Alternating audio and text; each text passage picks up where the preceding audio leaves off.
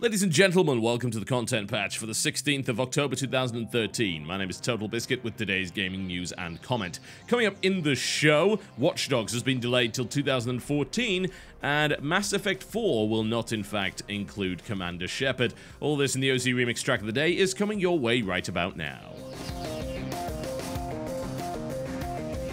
Watch Dogs has been delayed till 2014, which is a rather large surprise, I feel, for anybody that happened to pre-order a PlayStation 4 or Xbox One with the Watch Dogs bundle. It has now been pushed until spring, we're not exactly sure when, and a statement from the developers basically said, as you might imagine, we need more time to finish it.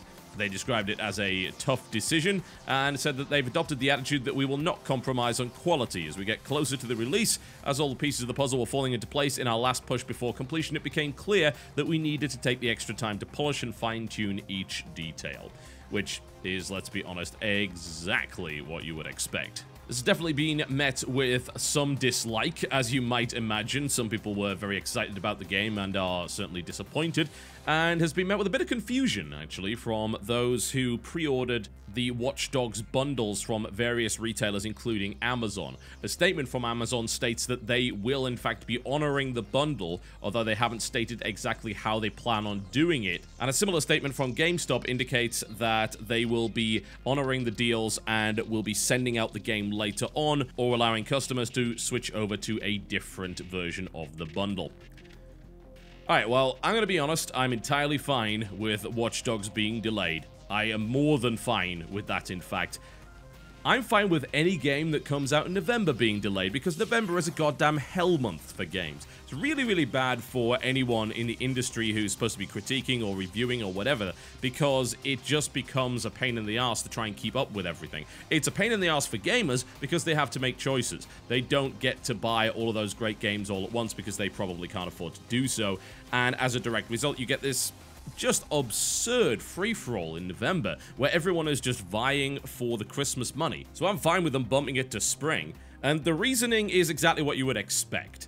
Is there any more to it than that? That, I suppose, is the really big question. There's been some speculation. I don't think that any of the speculation really holds any merit. One of those ideas being that it was delayed because it was being released too close to Assassin's Creed 4, and they were afraid that the audience would be cannibalized by Watch Dogs, which is a little odd. I think it would be the other way around if anything were to happen there, but even then, I don't think that would be the case, honestly. They were about a month apart, and they are certainly very different games, even if they both happen to be sort of the open world, run around doing cool stuff idea. They have obviously considered this already. They were absolutely targeting next-gen consoles. They were targeting that launch window, and they have been marketing the crap out of this game. When they say that the decision to delay is difficult, they're not kidding. It's incredibly difficult. It's incredibly expensive. The amount of money that's going to have to be poured into this game now versus what they were going to pay before is ridiculous. They're going to have to do a whole new marketing campaign. They're going to have to keep pushing it because otherwise people will lack the interest in it. They're going to have to pay their devs for potentially 6 more months. That's a lot of money. Huge amount of money. If anything, it shows the confidence of Ubisoft in this actual title. They believe in this game. Most companies would not be willing to take a studio of that size and a game of this size after throwing so much money at the marketing budget and say, you know what, it's entirely fine that you push it potentially another 6 months. And it's not even the same kind of delay that we saw for Rayman Legends, whereby they were just porting it to other consoles, which they kind of did after seeing that the Wii U was definitely not an initial success. So they're like, oh god, we'd better port this to other machines and do more of a simultaneous release. That makes sense. This was coming out multi-format. That doesn't make any sense. So you can't really come for that argument either. Another interesting idea that I don't necessarily agree with, but might have something to do with it, is the idea that maybe, just maybe, it wasn't running well enough on next-gen systems, and they wanted more time to work on that. They are talking about quality there. Do they want their next-gen version to look noticeably worse than the PC, for instance? They really don't. They want it to look as impressive as possible, and they want this game to be a killer app for next-gen systems. If it doesn't run well enough, if it doesn't look good enough, then it will fail to be that. That's all speculation at the end of the day, though, and it tucks nicely under the broad blanket of quality assurance and just making a better game. I cannot see how anyone who is already kind of a fan of this, which is very strange considering they haven't played it yet, would be upset beyond kind of this little shallow initial disappointment of not being able to play it this year. How could you be upset that they want to make a better game for you? And it boggles the mind, really. You cannot think that this was any kind of calculated move, considering the amount of money they've spent on marketing, considering the amount they've already spent on the studio. Making games is expensive, and most of that price does not, in fact, come from advertising, as much as people would like to claim otherwise. You can do a lot of advertising on the cheap these days. No. It comes from paying developers, and paying them for potentially another 6 months is a huge amount of money. There is no way that this would have been a decision taken lightly. This was no doubt a decision they didn't want to have to take. Thankfully, it looks like they gave enough of a damn to do it. And that's good. I'm happy that this game is not being sent out to die. The hype level behind this, the expectations are incredibly high. If it was anything less than stellar, well, you just shot your potential new franchise in the foot, didn't you?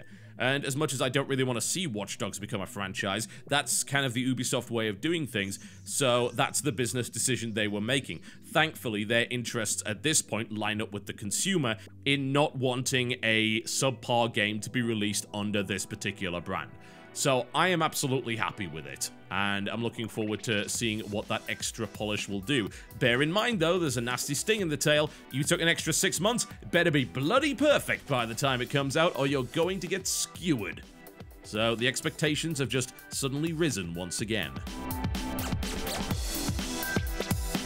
Been a fairly slow news day, but let's talk about Mass Effect. Why not? That always goes down well on this channel. So there was an interview at Comic-Con with the lead writer of Mass Effect by the name of Mac Walters. He's currently working on a 13-part Mass Effect series with Dark Horse, so it's going to be a comic or graphic novel, however you prefer to call them. And it's definitely been rumored for a while that Shepard would not be involved in Mass Effect 4 in any real respect, but it hasn't been confirmed up until now that they actually don't want to have anything to do with him whatsoever when it comes to Mass Effect 4. He stated in the interview, I can't go into details, but the idea that we've agreed on is to tell a story that doesn't relate necessarily to any of the Shepard events at all whatsoever. He went on to say it has to feel like a Mass Effect game at its heart, at its core. It can't just feel like a spin-off just without the Shepard characters or the Shepard-specific companions. He also went on to address the ending, which was kind of what you would expect, but the interesting line that came out of that is that they underestimated the amount of ownership that players would actually take over their character,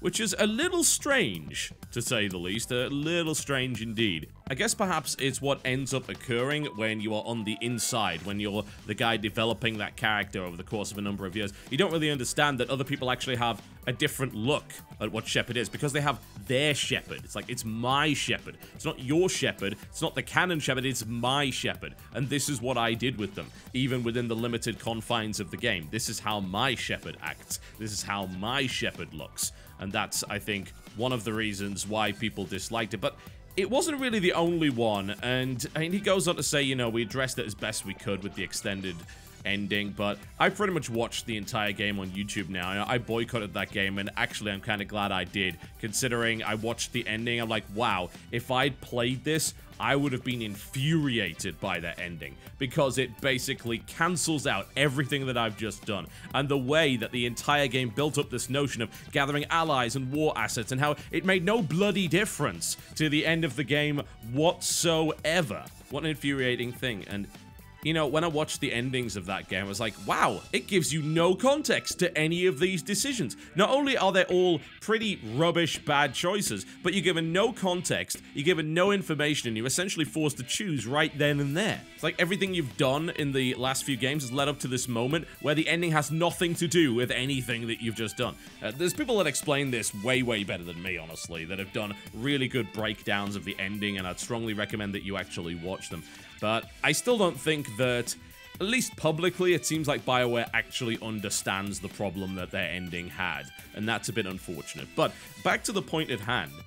What I will say about this is, actually, I'm pretty glad they're getting away from Shepard, and they're getting away from the Shepard incident, as they call it.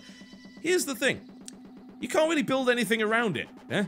We don't want to hear anything else about this ending. I want to be able to start Mass Effect and just forget that Mass Effect 3 ever existed, and just get back into that universe. It is a well-developed, pulpy sci-fi universe. It is not just Shepard and friends gallivant around the galaxy. I do not need Shepard. I do not need Liara. I don't need Rex in order to make a Mass Effect game. You've already got a really solid universe. You've got different races with different cultures and eccentricities. You've got areas that we have visited before that are interesting in their own ways. And you have this entire universe that you can explore and just do a really cool sci-fi RPG within that isn't based on a previous franchise like, say, Star Wars. That alone is enough to justify another game in the series. And frankly, getting away from that main character could be a good thing indeed. Think about, say, Half-Life 3. Yes, I'm getting back into that because, you know, I love having my videos disliked. But think about the idea of just taking Gordon Freeman away as the protagonist, yeah? It has been done before, certainly within that series, but what if we explored the rest of that universe, if there is indeed anything to explore, with a different character and a different slant on things? Worked pretty well for Blue Shift as far as I'm concerned, but that might as well not have been anybody but Gordon Freeman, right? It's pretty much the same damn game. If that universe was well fleshed out enough, you could totally take a different character and slot it in and it would work. And I think that Mass Effect's universe is. So is Dragon Age's, by the way, but it wasn't really the fault of Hawk and the other characters in Dragon Age 2 that game ended up being lousy. That had nothing to do with it. There were a wide variety of other reasons. Hawk is a decent character. You could definitely have done something with him, especially compared to the mute protagonist of the first one. You can make interesting characters and stories within that world that do not directly relate to the actions taken in the first game. That's something that, frankly, I would like to see. I think there is a lot of potential here. I would like to see a down and dirty Mass Effect. I would like to see, rather than the righteous Spectre that occasionally does, you know, dickish things, I would like to see you be a criminal in that underworld, because what I saw of the criminal underworld in Mass Effect was very interesting to me. It was about as close to Mos Eisley Cantina as you are going to find in a video game. And that's pretty damn exciting, honestly. Maybe you put together a group of puckish rogues from around the galaxy, and perhaps your intentions are not so noble. That would be cool. I'd be okay with that. I mean, really, even if you play Mass Effect in the evilest way possible, you're still gonna get towards the same kind of goal. You're still trying to save the galaxy. What if you didn't give a damn about the galaxy outside of your own personal interests? That, to me, seems like a pretty compelling story idea. So I'm glad that they're getting away from that. I think, if anything, they need a fresh start. Mass Effect 3, for a lot of people, was certainly a bit of a blemish on the series, to say the least. And this comes from a guy that will repeatedly say that Mass Effect 2 is one of his favorite games of all time. So I'm looking forward to a fresh start for that particular universe. I think there's a lot of stories that could be told there that do not necessarily involve Commander Shepard. Alright folks, that's me done for the day. Thank you very much for watching the content patch, but before I go, I would like to give you the OC Remix track of the day. It's a bit long, this one, but I think you'll find that it's worth it. This is one of the most recent additions to the site, and this actually blew me away. It's fairly easy to create that orchestral sound with a bunch of orchestral libraries and pads and things like that, but making it sound like a real orchestra, pretty damn tricky. And this is such a phenomenal reinterpretation of the opening theme to Baldur's Gate. Entering Baldur's Gate and the main theme, it is remixed by Scott Buckley, and this is 7 minutes of orchestral epic delight. I hope you enjoy it. You can download it in the description below this video, and I will see you next time.